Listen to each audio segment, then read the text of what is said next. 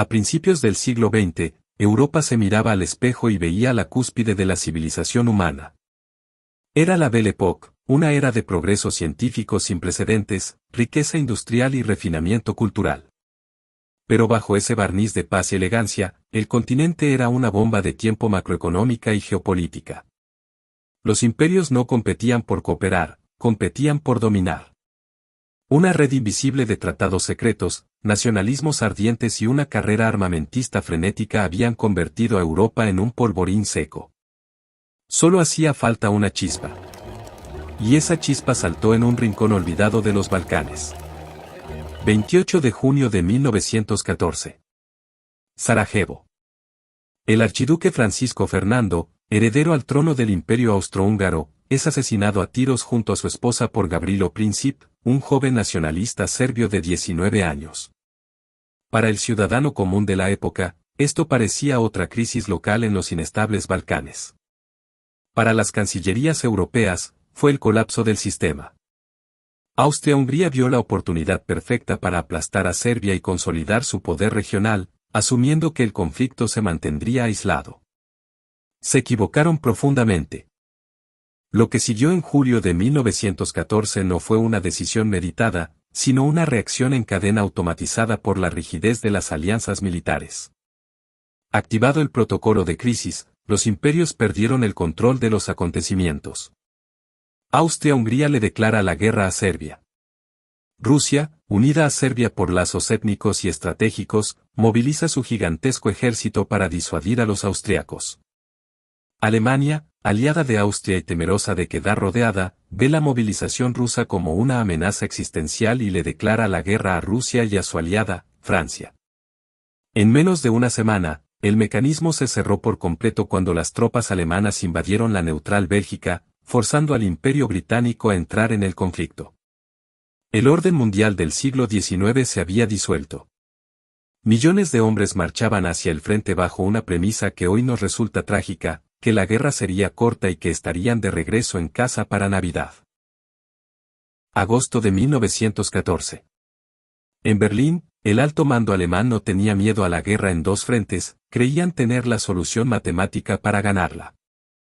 Su estrategia, el Plan Schlieffen, era una obra maestra de la logística militar, exigía invadir la neutral Bélgica a la velocidad del rayo, noquear a Francia en solo 6 semanas rodeando París, y luego dar media vuelta en tren hacia el este para enfrentar al lento coloso ruso antes de que terminara de movilizarse.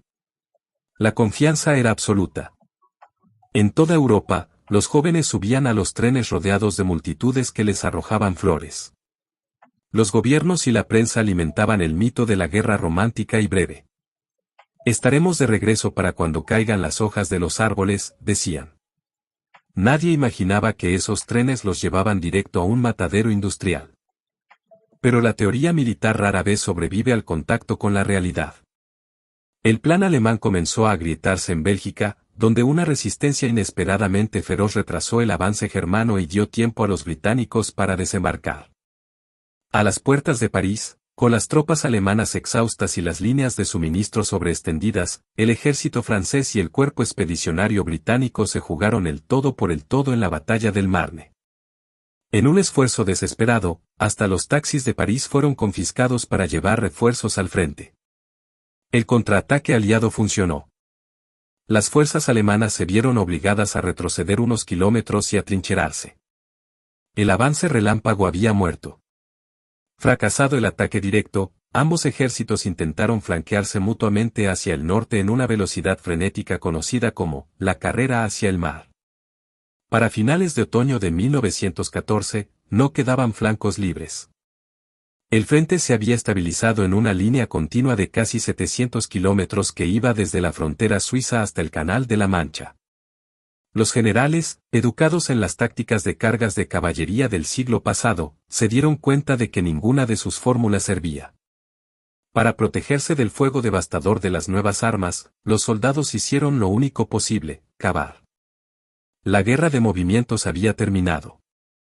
Comenzaba la pesadilla del estancamiento subterráneo. Cavar la tierra para sobrevivir transformó el paisaje europeo en una cicatriz de lodo, sangre y madera.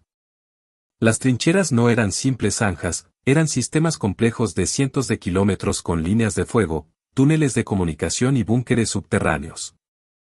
Allí, el peor enemigo no siempre era el soldado del frente de enfrente, sino las condiciones de vida.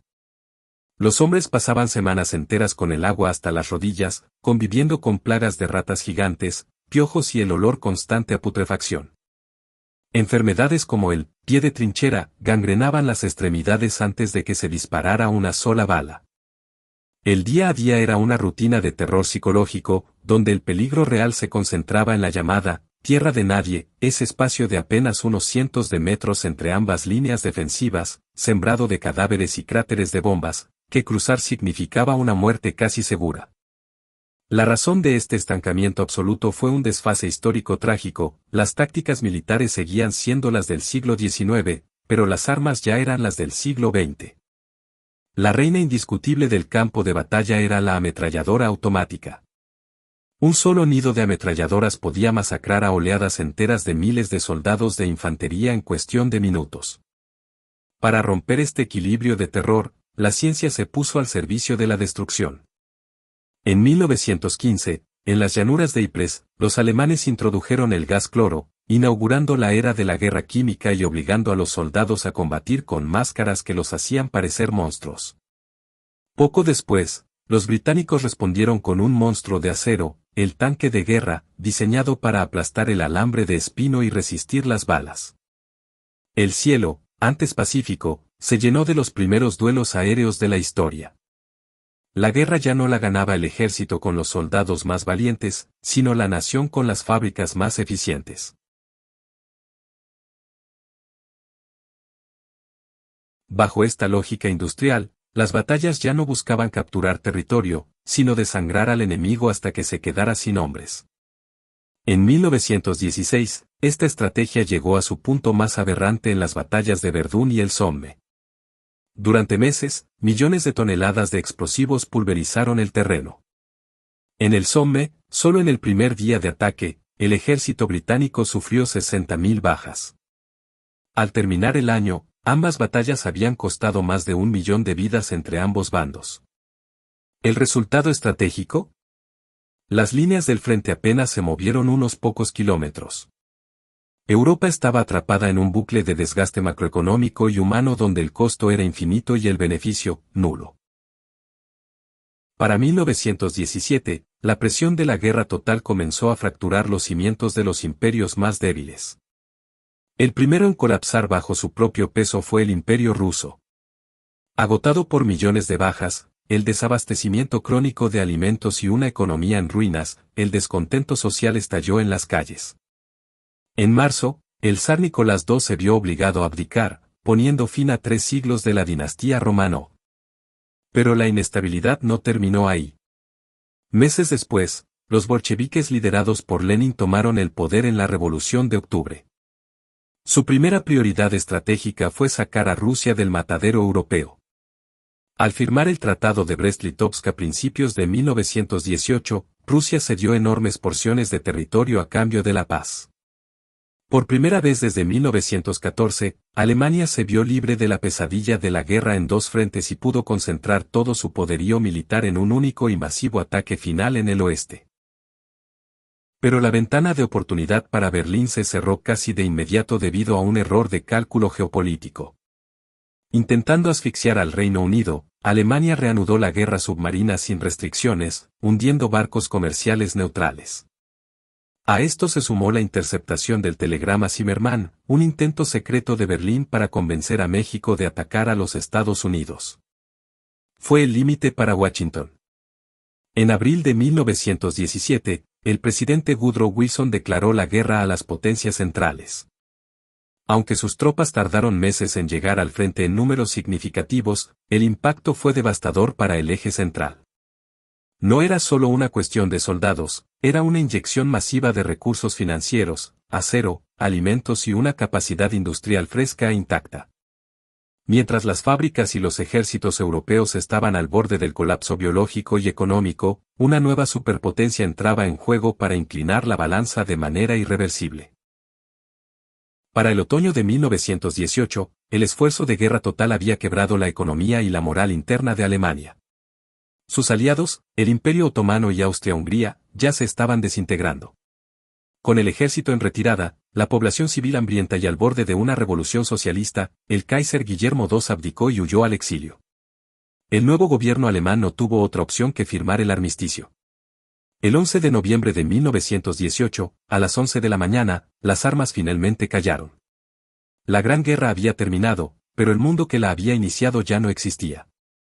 En las mesas de votación y en los palacios de París, los vencedores se dispusieron a rediseñar por completo el mapa global. La reestructuración del mundo fue masiva y radical. 4 imperios colosales que habían dominado la política mundial por siglos desaparecieron de golpe, dejando un vacío de poder que reconfiguró 3 continentes. En Europa Central y Oriental, el Imperio Austrohúngaro se pulverizó, dando origen a nuevas naciones independientes como Checoslovaquia, Austria, Hungría y Yugoslavia. Polonia resurgió en el mapa tras más de un siglo de ocupación, mientras que los estados bálticos y Finlandia se separaron del antiguo Imperio ruso. En el Medio Oriente, el colapso del Imperio Otomano permitió que el Reino Unido y Francia se repartieran la región mediante el sistema de mandatos, trazando fronteras artificiales que sembraron las raíces de los conflictos modernos en la zona. Toda esta nueva arquitectura geopolítica se selló en 1919 con el Tratado de Versalles. Sin embargo, en lugar de construir una paz estable, los vencedores impusieron condiciones de rendición tan humillantes y asfixiantes para la nueva República de Alemania que destruyeron su economía y sembraron un resentimiento social profundo.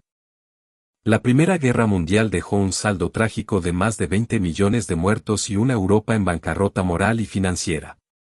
No fue la guerra que terminó con todas las guerras, como prometían los discursos oficiales de la época.